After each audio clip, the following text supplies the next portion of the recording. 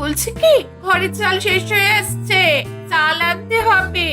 মেরে কেটে আর একদিন মতো হবে হয়তো। হ্যাঁ, সে তো আনতেই হবে। তাহলে বাজারে যাবে যখন, তখনই নিয়ে এসো। না না, রাজপ্রাসাদ থেকে নিয়ে আসবো। মানে রাজপ্রাসাদে কি আজকাল বাজার বসছে নাকি?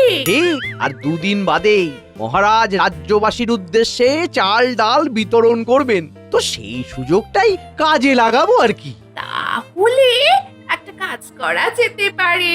বটা ঘটা একবার নিচেটাকে বেশ কিছু পরিমাণ চাল ডাল নিয়ে এলো, তারপরে দুজনে দুবার করে ছদ্মবেশ ধরে 3 দিন পর চাল ডাল নিয়ে এলে আমাদের ঘরের জন্য কিছুটা রেখে বটা ঘরটাকে কিছুটা দিয়ে তারপর বাকিটা তো আমি বলছি, আর বাকিটা শহরে বিক্রি করে দিতে